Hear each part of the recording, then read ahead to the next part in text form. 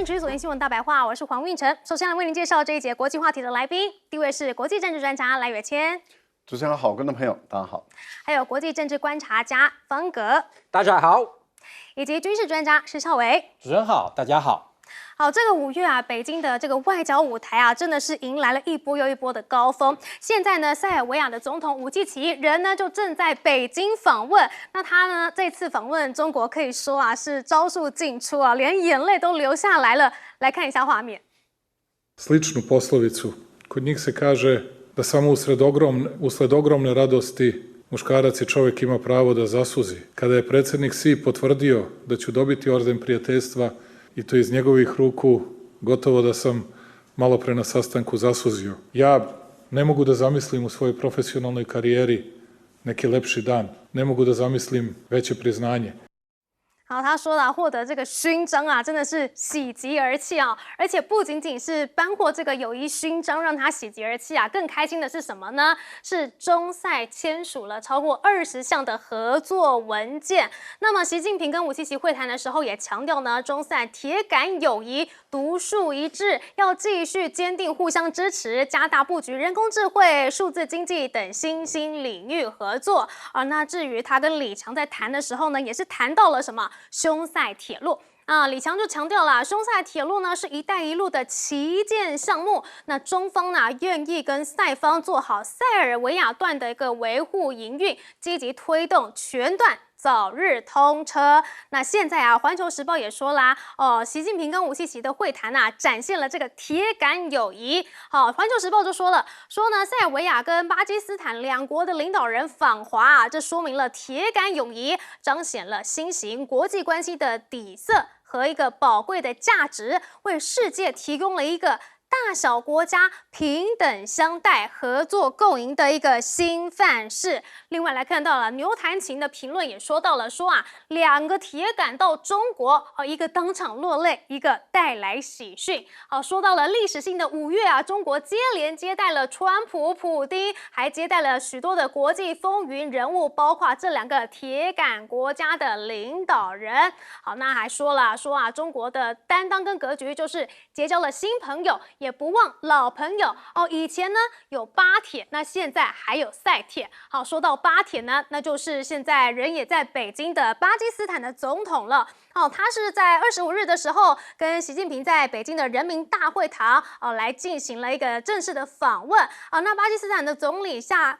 巴兹呢，他也强调了，除了这一次来谈这个可能是伊朗问题之外呢，还有一个很重要的一个建设是什么呢？那就是瓜达尔港可能现在也要起飞了。瓜达尔港是什么东西啊？原来啊，它是中巴一带一路项目。中国呢，可以从新疆经过该走廊到巴基斯坦的战略要地瓜达尔港，那么这就大大缩减了直达印度洋的运输距离还有时间了。巴基斯坦呢，现在也有意把这个瓜达尔港呢打造成一个黄金港口，还有贸易枢纽，决定呢在能源城的框架之下建立一个战略石油储备的机会。而且现在政府呢也非常有意要培植这个港口，所以特别去降税。来看到巴基斯坦呢也将这个货柜船的这个泊位费呢降低25%，那么国际转运货柜的港口收费呢也降低40%，甚至还加码货物1个月呢免费仓储这些措施呢就是有意把这个瓜达尔港呢改造作为与中亚东亚还有东非其他地区来进行贸易的一个战略门户。甚至现在呢，瓜达尔港呢也成功处理了这个53000吨级的船舶这是一个非常重大的里程碑因为联邦海事部长就说这个港口呢成功停靠并且处理了载有超过53000公吨的钢坯的货船比加山号这就代表这个船呢是从这个中国的这个黑鱼泉港出发，最初是驶往阿曼，然后之后再改道前往瓜达尔港来进行转运作业。那么能够处理这么大型的船舶呢，也就进一步巩固了瓜达尔港啊，在连接中国啊、中东、中亚还有其他区域市场之间的一个海上贸易路线方向的一个欣欣作用。而且说到这个港口之所以重要，也是因为现在荷姆兹海峡正在封锁嘛。因为中东局势啊，还有这个荷姆兹海峡关闭，所以呢，这个港口啊，反倒是开始接收了更多的一个货物了所以这个港口的重要性呢，未来可能会逐渐的增加。好，那说到了双铁逐渐访华的这些信号是什么呢？刚刚说到啦，匈塞铁路嘛，去年全线贯通营运，这个是中国高铁的欧洲第一单。那以瓜达尔港为代表的中巴经济走廊呢，则是一带一路的旗舰项目，也深度改写了巴国的经济面貌，以及中国面向印度洋方向走出去的布局所以现在看起来啊，中国的一带一路啊，是并没有随着西方围堵而停下来，反而是越来越走出去了吗？我们来请教赖教授。吴契奇，塞尔维亚的总统到中国大陆来访问的这个期间，塞尔维亚正在发生内部里面的一些有3万人左右的示威抗议的活动。那当然我们都知道，塞尔维亚本身内部的反对党他们所推动的抗议活动，其实是跟欧美的国家是有相当紧密的连接关系我们看到国内的政争越来越激烈。塞尔维亚吴契奇他本身在接受访问的时候都谈到说，他回国之后很有可能他会递出辞职，也说不一定他的任期事实上是到明年的2027年，他的任期就满了。但是他能不能干满任期，这未知之数。但是他到中国大陆来访问的过程中，他接受到的待遇礼遇，跟他相对于他前一次到美国去在特朗普就是川普总统会见他的时候的待遇是不可同日而语。也就是说，当时川普会见他的时候，是在白宫办公室，他的书桌前面摆一个小板凳，就让他坐在那边听训。但是他到中国来的访问他的接待的规格跟川普的规格是一样的只是因为北京现在太热了，所以从户外移到室内，但是在室内的规格事实上是一样。所以对于他来讲的话，他当然就感受是完全的不同因为中国大陆现在已经是跟美国并驾齐驱的这个1等1的大国，那他接待美国接待普丁跟接待塞尔维亚，他们是同等的待遇，当然他的感受是不太一样。他觉得中国大陆对于各大小国不会大小眼来看待。那另外给他友谊勋章，这个是一个非常中国大陆不轻易给友谊勋章的。那这个就代表说他是中国的朋友了也是老朋友。那他如果卸任以后，他随时到中国大陆去访问的时候，都是会受到欢迎的这样的一种所以中塞两国其实是一个经得起考验的2个国家的这样的一个铁杆的历史我们也看到塞尔维亚他在前段时间北约想要轰炸他，而中国大陆出动的运20把红旗的这个反导系统拉过去了以后成功的阻止了北约对他的轰炸。我想这些都事实上是对于他来讲，他是感受在身。目前来讲，这个匈塞铁路的塞尔维亚段已经通车了，现在只差匈牙利这一段。那他们的计划是要再往南走到马其顿，然后经希腊通到地中海那这个就会改变了这个塞尔维亚它是内陆国的这样的一个局势。也就是说，它过去内陆国它的货物很难往外连通，所以这个国家它陷入比较贫穷、比较落后的一个阶段。可是过去他们的历史不是这样，因为塞尔维亚作为过去南斯拉夫的核心国因为过去的南斯拉夫从战后一直到1992年的时候，他们曾经有过南斯拉夫联邦，有6个国家联邦组成的这样的一个南斯拉夫，有25万多平方公里的土地，它接到克罗埃西亚，有这个通海，所以过去这个南斯拉夫的影响力事实上是大的。但是这个苏联的崩溃以后，冷战结束，苏联崩溃，南斯拉夫也裂解了。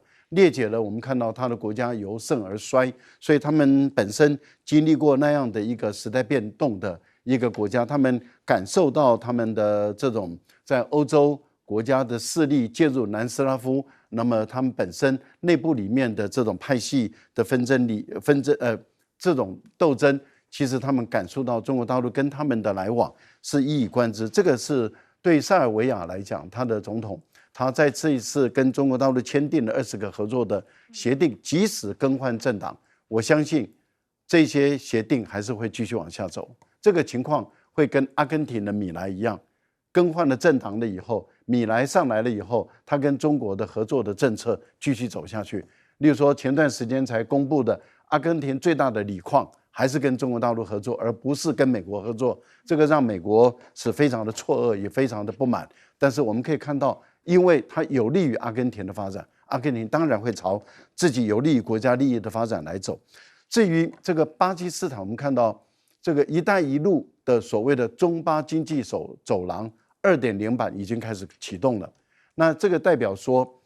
这个瓜达尔港的新基础建设已经完工了，它开始去卸货，开始接待开始接受这一些，它会带动的不只是船运的问题，也会带动金融，也会带动法律事务，也会带动这个地方的这个物流，也会带动新兴的工业园区。所以我觉得瓜达尔港跟它未来跟中国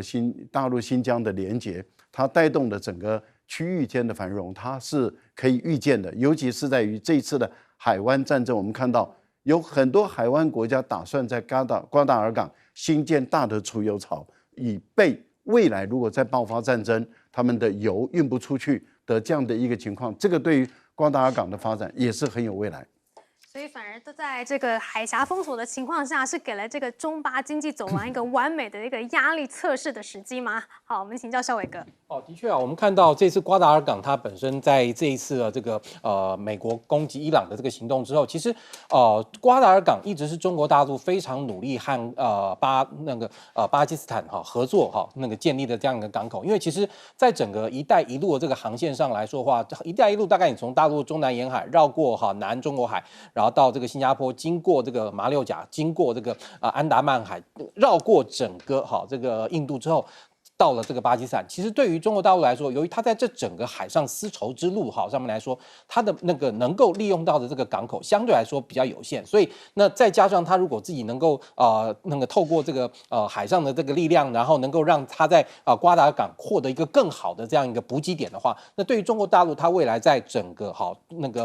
波斯湾或是那个阿拉伯海地区它能够获得一个更好的这个战略天平的一个杠杆。因为你说今天你远洋海军出去作业的话，对于美国来讲，美国今天为什么能够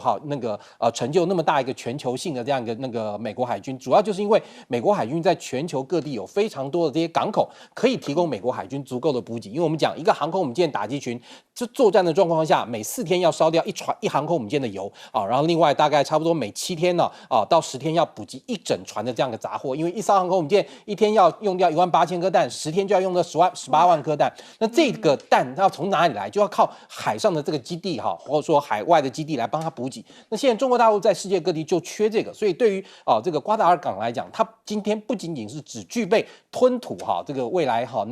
进到中国大陆货物而已，而且很重要就是它能够在巴基斯坦这个地方提供中国大陆未来它的这个海上丝绸之路维权所需的这个海军舰队重要的一个补给点。那当然中国大陆在这边补给点，它在吉布地也建立了一个补给点。那当然另外我们也看到这个塞尔维亚这个武契奇他访问这个中国大陆还很感动其实这件事情我觉得在整个国际局势上面来说有一个很大的一个变化，就是你看中国大陆本身它最近它并没有它的这个国家主席并没有风尘仆仆的到处去这个访问，反而是呢他都坐在北京，然后坐在北京家里面呢，你看那个美国的总统也来了，俄罗斯总统普丁也来了，然后很多世界重要的这些人物都来了。这其实某种程度来说的确是在提升中国大陆在国际社会中的一个地位。为什么？因为今天是你看到美国在经过美国跟伊朗的这个冲突之后，整个国力来讲其实也受到一定程度的冲击。那同样的，那俄罗斯在跟乌克兰这么长时间的这个军事冲突之后，到现在你可以看到，现在反而是整个国力最为完整的还是属于中国大陆。那在这个情况下，他的这个国家领袖变成说，他坐在家中，变成说别人世界各国的领袖来找他变成说是要有求于中国大陆，有求于北京在世界各地来做一个那个调人等等，或者说是协助这些主要国家来实施他的这个国家的这个威望或权益或想要达成的这样的国际事务的这个目的。这个东西其实你可以看到，这个事情武契奇去访问，也代表就是说中国大陆在这一整个月中，国际政治上来讲，的确是可以算是相当丰收的，因为大家都来找他，甚至要拜托，或者就是有求于中国大陆。没错，而且中国的这个“一带一路”的项目呢，旗舰项目是旗舰项目，陆续的建成。这对中国来说是增加了哪一些筹码呢？我们请教方安格律师。筹码的话，那就显示中国是在全球，不管是欧洲、中东、非洲等地区，都是有很多好朋友。那不管美国的批评或西欧国家的批评，中国在外交方面该做的还是会做。那不管同时世界有发生什么大事情，比如说伊朗战争或俄乌战争，或原来有加沙战争了。美国我觉得这个也是给川普团队一个警讯。因为川普回来执政，去年回来执政，外交方面他投入很多时间，本来是在解决哈马斯跟以色列的战争，那另外俄乌战争，但是今年他是把 focus 放在伊朗那边俄乌战争没有解决。然后虽然他有访问中国，只有几天，也没有去别的地方，但是你看中国还继续经营外交的关系，不管是世界哪一个地区，不管是中东或这次东南欧国家领袖访问，那我们刚刚有提到其他的欧洲领袖今年也有访问中国，所以外交方面该做的连习近平也自己投入很多时间。那川普真的是很明显，外交方面他不是忽略我觉得你不能说他不在乎不 care 外交了，但是他很明显他不会同时经营很多不同外交议题了。毕竟他要花很多时间在国内议题包含今年我们美国有期中选举了，所以他身为政党领袖，他也是要花很多时间。比如说最近在不同州有共和党有内部初选。川普也是投入这个选战了，所以他不能把很多时间投入外交，而且他投入外交的时间当然是有限。但是如果跟中国相比的话，真的是差别真的是很大。你看习近平，不管内政是有什么问题，经济有什么问题，他还是会有时间。其实说实在，Serbia 也没那么重要了。不管你怎么说了，Serbia 真的是没有那么重要。不管是从经济或政治影响力，但是从战略的角度来看，中国觉得我们多收集朋友就是好事，没有坏，都是好的。所以连习近平也会接待 Serbia 的总统。好，那我们现在来看到这个美伊战事到底是进展到如何了呢？大家都以为现在他们应该要来谈判了吧？结果呢，美军又开战了吗？我来看到26日凌晨的时候呢，美军呢是对这个阿巴斯港还有荷尔姆兹海峡周边的伊朗飞弹发射阵地还有船艇呢，发动了这个自卫性的空袭，企图呢要摧毁在荷尔姆兹海峡布设布雷的这个伊朗船只以及地对空的飞弹阵地。好，那伊朗的革命卫队也说呢，附近呢也听到了巨响，现在防空系统已经全面启动了，以反制敌方的目标。那么伊朗的官方媒体也说这场袭击呢造成了至少3人死亡。好，为什么谈判中突然间空袭伊朗呢？美方的说法是什么呢？纽时就引述了美方高层的表示说呢，因为伊朗的地对空飞弹威胁到近20艘部署在阿曼湾还有阿拉伯海的海军舰艇，其中呢包括了2艘的航空母舰以及护舰。护航舰，所以呢，美方就强调啊，这次的行动啊，我们呢都是基于防御性质，因为他们威胁到我们了，所以我们要防御哦，不代表啊这个停火谈判呢已经破裂了。但是啊，美军这一炸恐怕还是没有办法解决问题了，甚至可能把川普拖下继续战争的泥沼吗？我来看到啊 ，CNN 就说啊，伊朗呢很难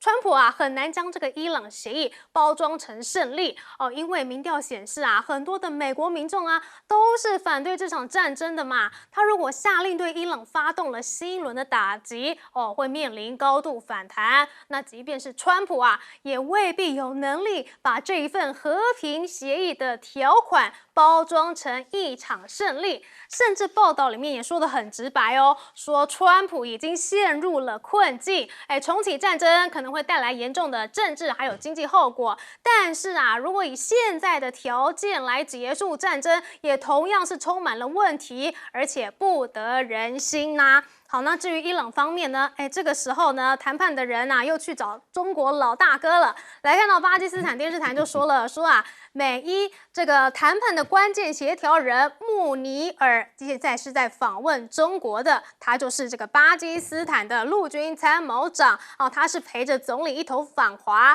但是这一趟啊，刚刚说到了，除了是在讨论这个巴基斯坦跟中国之间的一些协议之外呢，当然也可能会讨论到这个德黑兰的和平协议嘛，所以呢，这个穆尼尔呢，他刚刚结束在德黑兰的访问，就直接啊向习近平汇报了详细的状况。那么此举呢，也将北京啊纳入到敏感的调解进程的核心。所以呢，川普点燃了战火，那最后又是要习近平来解决这场战争吗？好，不过来看到啊，现在啊，川普呢自己陷入了要不要停战的这个两难之外呢，以色列是不是逐渐的就被川普给边缘化了呢？来看到路透的报道说呢，纳坦雅胡在私下与亲信的交流过程当中呢，表示，在川普主导与伊朗的协议谈判过程中呢，以色列啊几乎是没有空间去左右美方的决策了，是整个被排除在核心对话之外。而且啊，自从呢与伊朗开战以来，部署在以色列南部的奥夫达空军基地的一些美国空军飞机和资产啊，几乎在本周已经离开该基地了不过呢，其实川普还是心系以色列的。怎么说呢？因为川普竟然是要求中东国家要加入亚伯拉罕协议来看到啊，川普25日啊在真实社群发文，要求中东各国加入亚伯拉罕协议，与以色列关系正常化，而且他还特别点名了谁？沙烏地阿拉伯、卡达、巴基斯坦、土耳其、埃及、约旦，甚至呢还说，阿联跟巴林已经签署了。但是他这个举动呢，就被华府智库说，有点怪怪的。好，华府智库怎么说呢？他说啊，波斯湾国家的安全因为川普鲁莽的决定而受到了前所未有的威胁。现在他还期望阿拉伯国家跟以色列关系正常化美国政府的这些期望跟假设啊，显示了华府对中东的了解有多么的贫乏。好，川普又是发动突袭，又是提出了亚伯拉罕协议，这不会让这个谈判更难达成吗？我们来请教赖教授。这次在这个伊朗的南方港口所发生的这个冲突啊，到底是谁先开火啊？这个罗生门，美国也没有强调说是他先开火或是伊朗先开火，美国只是在强调它是一个自卫反击。伊朗也没有强调说是谁先开火啊，但是确实是有2艘战舰啊，小型的船被打中啊，伊朗也确实也有反击啊，但是问题就在于那。为什么伊朗没有发动对美国在海湾国家的军事基地进行这种报复性的，像过去那样的大规模的一个攻击，也就是用中程的导弹或者超音速的导弹去攻击？很明显的就是双方仍然愿意继续停火。那这个就代表什么呢？双方都是有节制的在处理目前的这种小规模的军事冲突啊，这个就是代表谈判还在进行中。停火仍然有效，我想这个对我们来说，我们都乐观其成。我们也希望看到继续停火，也希望看到继续进行谈判，然后也希望最终的谈判是能够产生也能够产生结果，双方都愿意停下来。巴基斯坦的陆军元帅是川普是蛮尊重的一位军事将领。川普也多次表达他对于这位军事元帅的将领，这个元帅他也就是陆军的参谋长了，他也到过卡达前段时间也去卡达，也有去访问，也了解一下他们的发展的一个状况。那他这次跟他们的总理来到中国，跟王毅在会谈的过程中，他也表达说，美国跟伊朗他们两方都希望由中国出面来去斡旋，也就是接手巴基斯坦的这个工作他们有谈到这个部分。王毅的回答已经很明确了，第一个就是肯定赞赏巴基斯坦在这一次斡旋他们的努力成就而且觉得他表现得很好，那应该由巴基斯坦继续推下去继续推动。那中国大陆很愿意支持，也很愿意帮忙。目前传出一个讯号，这个讯号说美国川普可能有一点退让了，因为美国原本川普的态度是浓缩铀一定要交到美国手中，那现在他说浓缩铀不一定要交在美国手中，如果能够在伊朗这边销毁，他也乐观其成，甚至还传出说交到第三地也并不排除。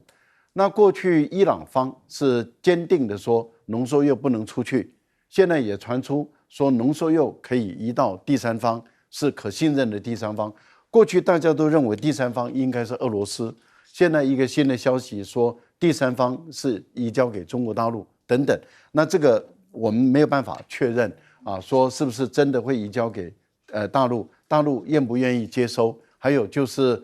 这个也涉及到美国跟伊朗彼此之间对中国大陆的信任度的问题。中国大陆也必须要展现出它的能力，也就是说，如果有任何一方，特别是美方，如果再度的违反协定的话，它必须要有能力在最短的时间内把伊朗的浓缩铀交还给伊朗，而且是必须要确保没有人敢攻击它。其实以现在的情况来看，是中国大陆最有能力移交给这个保管浓缩铀还给伊朗，而没有任何一方敢攻击。但是过去过去上一次，也就是奥巴马时代，当时伊朗的浓缩铀交给俄罗斯保管，是因为俄罗斯它本身可以透过里海，里海是内陆海，它可以透过里海的港口运回这个伊朗。但是现在的情况是，以色列可以有效的打击到这个里海的伊朗方的港口，那这个会变成是这个浓缩铀在移交给伊朗的过程中能不能受到攻击，这变成是一个问题了。除非是俄罗斯它直接移交，然后送到伊朗的内部里面，而以色列不敢对于俄罗斯进行攻击，所以我们看到这个中间还有变数，很多细节还需要再谈。那亚伯拉罕的协议其实我并不反对，但是问题就在于它必须要有一个前提，这个前提就是巴勒斯坦的两国方案必须要同时进行，因为当时沙特阿拉伯的态度就是巴勒斯坦的主权地位要确定，他才愿意签署亚伯拉罕的协议，也就是海湾国家愿意跟以色列达成和平、永不侵犯或是和平协定，其实这是一件好事情。我想，但是前提是巴勒斯坦的国际地位，它的主权也必须要得到确保。那因此，沙特他的态度很明白，目前的亚伯拉罕协议没有谈到巴勒斯坦的问题，所以他没办法接受。我想这个是很多海湾国家他们的共同的一个立场。不过来看到了，他们边谈，结果一边美军呢又去轰炸伊朗的港口，这到底是出于自卫的不得不选择，还是其实是一种教战的手法呢？我们来请教孝瑋哥。如果从这次攻击的规模来看的话，感觉比较不像是那个后者的这样一个情况。为什么呢？因为美国他现在这次对于这个伊朗的部队的攻击主要是他们认为伊朗在这些小船上又要准备一些水雷，然后带到波斯湾去然后要在波斯湾中进行布雷，或是在那个荷姆兹海峡进行布雷。那美国采取这种所谓的预防式的这样的作为，就先把这些这个可能用来布雷的这些船艇把它给攻击掉了。而且你可以看到后续并没有扩大这样一个攻击的范围。因为之前我们一直认为就是说，如果当美国跟伊朗之间的这样一个谈判如果进行的不顺利的话，虽然说双方进到一个停火阶段，但是美方应该是会再找一个机会给那个伊朗一个重大的这样一个攻击。为什么呢？因为如果说双方完全卡在这个双方各持己见，完全没有办法这个就对方的这个立场跟条件来做考量的话，那这个时候停火其实是很难达成嘛。就像我们看到这次为什么好像感觉美国那个准备要把这个纳坦雅胡这个就是把以色列方把它排除在这个整个和谈计划之外，因为其实从整个这个局势来看的话，当初美国之所以会陷入这次跟伊朗冲突的这个局面，很显然也是跟那个以色列关系相当的大。而在整个局面中以色列我相信绝对是西方也或者说是那个以色列最主要的盟国美国以色列最希望美国不要能够跟伊朗能够达成任何的这样的协议。为什么？因为这样以色列才能够持续不断的把那个伊朗的这个战争机器，甚至于认为真正危害到这个伊朗那个以色列立国安全的这个战争机器给拆毁。但是对于美国来讲，美国可能没有办法忍受这样一个长时间耗时而且又耗那个成本的这样一个军事行动。而且这一次的这个军事行动，在美国的国内的确感觉不到那个美国对这次军事行动的大幅支持。因为像我们看到上一次美国2003年出兵这个伊拉克的时候，当时美国有相当多的这些民众的确是很欢迎。因为为什么？因为他们认为海珊是个独裁者，而且认为如果不是我们那是谁来做？如果不是现在，那什么时候才来做？但这次你可以看到美国的国内完全没有这样的一个情况，因为认为这次出兵伊朗，感觉美国很多的民众都认为其实有点师出无名，或者说至少没有一个很正确或者说很正义的这样的角度来做。不过当然我们看到在这个情况下，那对于以色列来讲，当以色列如果缺乏了美国支持的话，那这个时候等到如果美国跟伊朗真正达成和平协定之后，那以色列也势必必须要去遵守那个美国跟伊朗达成和平协定嘛，或者至少变成说是如果美国跟伊朗双方面达成和平协定了，那这个时候如果那个以色列不遵守，那对于美国来说，美国也没有在无限制协助以色列的这样的义务。那所以我们看到这个情况下，对于美国来说，美国动用这样一个军事行动，它只是对伊朗进行那个认为它可能会违反停火协议这个部分，并没有当然这个也会对于现在正在进行和平协议或者说和平谈判的进程产生一定程度的影响。为什么？因为美国人也那个伊朗人也会发现，如果在这个时候，如果伊朗一直在某些关键议题上持续坚持自己意见的话，那美国的这个大规模攻势会不会有可能卷土重来？虽然说我们看到伊朗在这段时间也的确在做了很多的这样的准备，但是毕竟美国的这个战术打击能力的确是非常强美国这次主要是因为伊朗需要打击目标太多，而且伊朗的范围太大，它并没有办法像过去不管是在那个委内瑞拉或者其他地方能够快速的用那个闪电式的这样突击达成它的这个战术目的。但是不管怎么说，美国毕竟在战术上还是拥有优势，所以这也是伊朗必须要防范的地方。好，不过来看到川普抛出这个亚伯拉罕协议，有没有可能会弄巧成拙呢？因为海湾国家通通都已读不回啊。请教方安哥。我现在要呼应一下，你说2003年美国人是欢迎打伊拉克，是支持，不是欢迎。支持要给我们美国人还是爱好和平的，好不好？我知道你不相信，我知道你不相信，我知道是支持的，是支持的，就是不是欢迎哦。但是我一直认为，川普再次下令攻打伊拉克的可能性是很大。因为川普从2月底到现在一直讲有两个大目标，一个是伊朗的这个核武研发是要 stop， 那另外是远程导弹的这个问题也是要处理。那如果伊朗在这两方面没有做好大的让步，那川普真的是不得不再次攻打，要攻打到伊朗真的投降，或有这两个武器方面有大让步。那如果川普真的认为不管伊朗怎么讲什么，可以做什么样的国际检查，浓缩铀可以移到国外等等，但是如果美国情报和川普真的认为伊朗会继续研发这两项武器的话，那川普就不得不再次下令继续打了。我一直认为波斯湾国家这方面虽然他们不能公开讲，但是我真的觉得他们是支持美国，是支持川普这样做，因为对他们来说，伊朗也是一直以来造成他们国家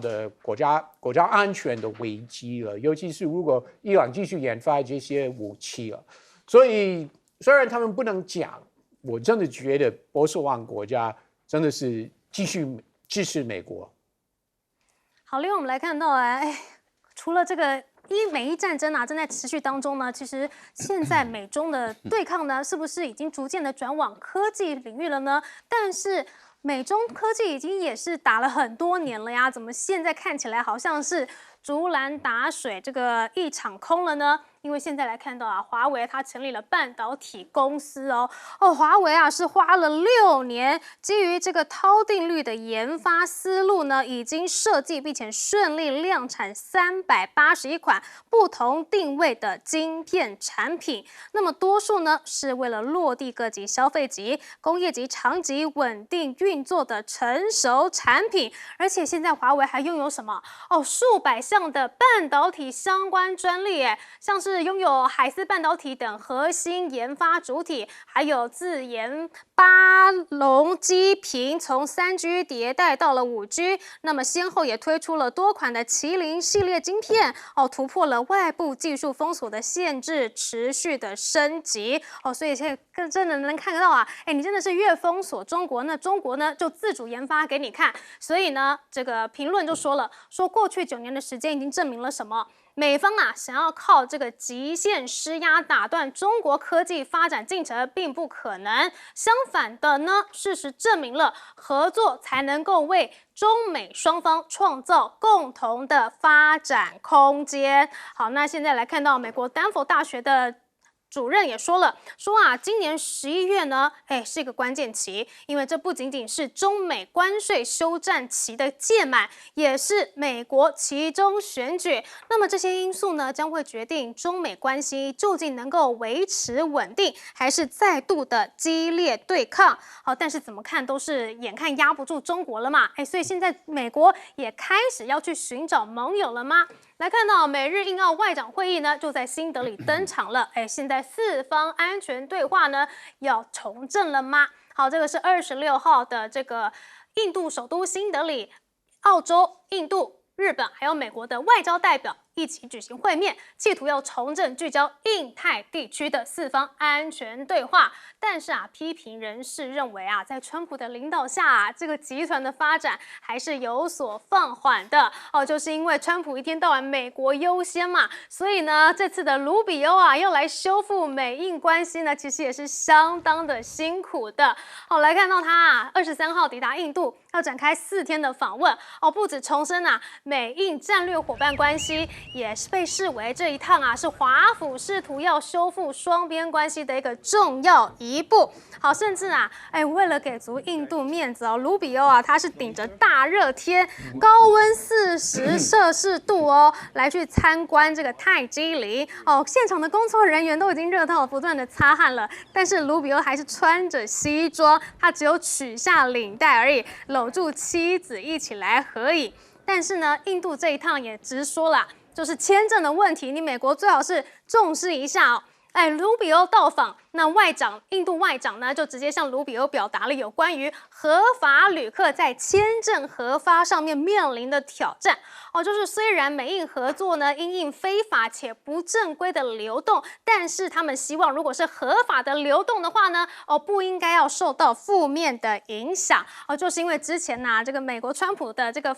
有点锁国主义嘛，很多的印度这个签证呢他都不发了，所以这一次呢，印度外长呢就是趁机来要求一下。但是啊，印度对大国其实也是很有一套，而且这个大国不仅仅是美国，也是中国来看到啊，这个印度总理莫迪啊，他前阵子呢才旋风式的走访阿联酋、荷兰、瑞典、挪威和意大利5国。好，那日经亚洲就指出啦，莫迪之所以如此着急旋风式出走这些国家，要敲定科技、防务、能源等多项合作领域，就是要联合各国摆脱对中国还有美国的依赖可是看得出来啊，印度的野心是非常大的甚至呢，印度还抱怨起了中国什么呢？来看到啊，他说啊，这个中国啊，就是为了要抑制印度制造业的崛起，而采取了很多针对性还有报复性的举措，目的就是要拖印度的后腿用供应链武器卡住印度脖子不仅仅是抱怨中国的这个新规定，甚至呢连天气也在怪中国怎么样怪呢？哦，原来啊是有大量的这个印度网民发帖，他们说什么？说就是因为中国你占了青藏高原，你挡住了冷空气，所以印度才会这么热，气温冲到48度。哦，竟然又是开始甩锅了。印度人的想法果真的是与众不同。但是我们回过头来看，华为成立半导体公司，这也算是这个宣告美国封锁中国已经失败了吗？请教赖教授。华为这次宣布的淘汰率这个其实是蛮重要的一个里程碑。为什么？因为台下坐的都是非常顶尖的这些科学家，还有这个业者啊，而且它的产品是要经过检证的，所以等于是我们都知道科学的东西你一旦产品出去以后，很多的专家就会把你的产品去拆解，然后去做测试，测试看看你的这个整个功能，还有它的整个运转是不是跟你所公布的是一样。很明显的，中国大陆在半导体、在晶片这个部分已经克服了光刻机的问题了。过去是认为只有这个极紫光这种光刻机才能够解决的问题，中国大陆可以用这个深紫光也就是说用这个 DUV 就能够解决 EUV 的问题。那这个部分里面，其实对 ASML 来讲不是一件好消息。为什么？大陆目前在光刻机这个部分有进展目前虽然还达不到这个 ASML 的水平，但是在成熟制程的光刻机已经越来越接近了。所以等于是华为的宣布，对 ASML 来说的话，它未来它的最昂贵的这些深紫光的这个光刻机，它未来该怎么卖？台积电都不想买了。台积电第一个，它就是说太贵了，而且它目前来讲没有这个需要。可是如果说未来可以用成熟制程的技术，用这些比较低阶的光刻机，就能够做出这些高阶的晶片。换言之，也就是说到2031年都能够做出1.4奈米的晶片的话，那谁还需要这个非常昂贵的这些半导体？坦白说，它也会冲击到台积电因为如果我用成熟制程的技术都能够做出这种台积电才能做出来这么高端的这些晶片的话，它不但是满足国内的需要，它还要卖到海外去。那这个对于很多的不管是对光刻机厂也好，对于这些做先进晶片的公司也好，其实都会面临很大的一个冲击。那我相信台积电也很留意这个中国大陆的这个半导体的一个发展，我相信他一定会一直在盯着看看这到底是怎么一回事，怎么样能够在一个这么小的手机里面，它能够装上去这么小的晶片，而且能够产生这么高度的这样的一个运转能量。我想这个都是会构成整个世界半导体市场的一个大的革新跟变化。这个美国始料未及，因为美国本来他们认为，我只要给你足够的封锁，光刻机给你打压，台积电不能卖先进的奈米，然后呢这些原料设备、光学都给你限制的话，你华为就会崩解。华为现在不但没有瓦解，华为还开始呈现出那么更多的获利，而且它的市占率又回到它以前被打压时期的情况。我觉得这个部分里面就是证明了说采用这种联合各国、美国的盟国去打压一家企业，它这个方式也没有成功的。另外有关于美国这个卢比奥他事实上他是努力的要修补跟印度的关系，可是我觉得有几个问题到目前为止没办法解决。第一个是关税跟美国跟印度所签订的贸易协定，贸易协定它基本上是双方关系，不受及关税影响。可是问题是现在的川普的关税已经被最高联邦法官判定是违法的，那对印度来说他还买不买单？美国当然希望你继续买单，对印度来讲我为什么要买单？我想这个矛盾事实上是到目前无解。第二个就是签证，签证对于印度来说的话是它的收入的一个重要的，还有人才输出的一个非常重要的一个关键，尤其是美国。那这个部分以美国来说，现在连绿卡的签证你要先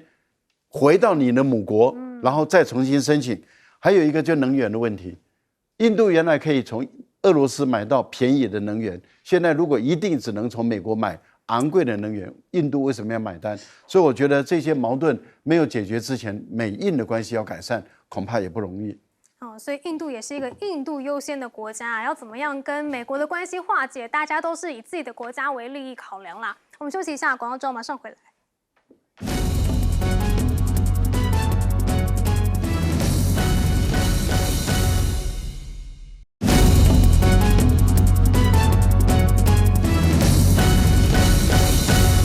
美国封锁中国的科技，结果最后是一场空吗？请教小伟哥。当然到目前来看哦，你说是不是完全是一场空，也还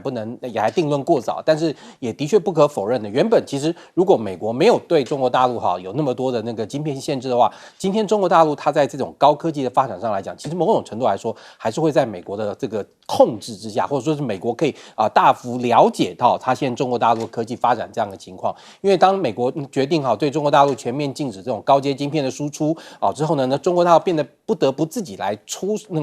手研发的时候，那这个时候中国大陆它或许可能你可以看到短期之内，也许它生产的晶片没有办法能够达到或像台积电代工等等这些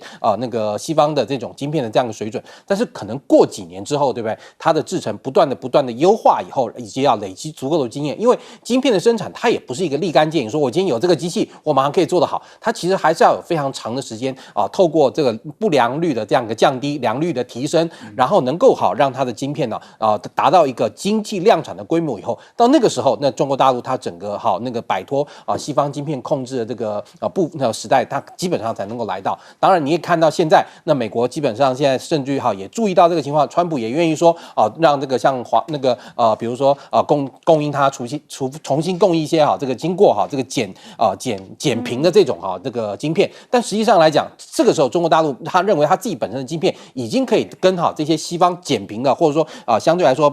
这个受到限制的这些晶片能够达到相同效果的话，那我干嘛还要买西方的？而且今天中国大陆也很清楚，如果我今天再买西方的这个晶片，同样的还是会受到你西方的这个 monitor， 也就是监控，也就是说我能够做到什么程度的话，还是会受到你们的这样一个这相当程度的这样了解。那对于中国大陆他自己想要走出自己的科技之路来说的话，如果能够尽量摆脱这个西方或者说美国能够对中国大陆晶片或者说整个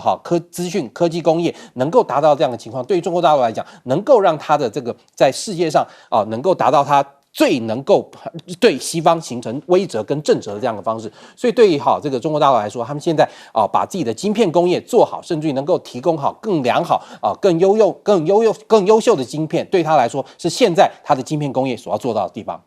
所以未来美国的施压可能是对中国越来越没有用了。是不是真的是美中要走向合作的方式才是对全世界最有利的方法呢？我们休息一下，广告之后继续聊。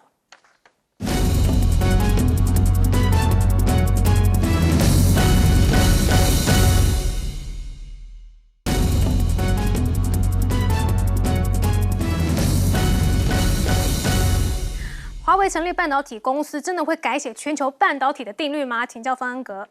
我觉得这个科技战会继续下去啊，不管这个贸易战休战多久啊，如果再延续休战再多一年的话，那不一定川普在他这个任期最后一年会重新选战了，这个真的是不能排除，或者下一个总统不管是谁会继续打这个科技战，我觉得可能性很大。而且这个丹佛大学专家说也要看其中选举的结果，其实其中选举不管哪一个政党是多数党，不管是在参议院或众议院，两党在国会的一个共识是各式各样的限制、制裁等等都要围堵中国在科技方面，会一直加强这些相关的限制，会有各式各样的法案。我相信，不管是今年下半年或明年新国会的时候，所以这个国会不管怎么样，共和党、民主党都会想继续有各式各样的科技方面的限制，所以我真的觉得这个科技战会继续演下去。但是我不得不说，我发现很多美国所谓的中国议题专家这一方面真的是很低估中国的研发能力。他们一直说只要我们限制、围堵、说服欧洲国家跟我们站在一起，那中国会一直在科技方面落后我们美国，这个也是不可能的事情。因为中国也有它的相关的资源，不管是人才、钱也是有的，所以虽然会behind美国，但是还是会有 catch up 的机会了。那另外印度的部分呢？川普这次真的能够修复印度关系吗？真的很难。我发现，在印太地区两个国家对川普的人非常失望，一个是台湾，一个是印度。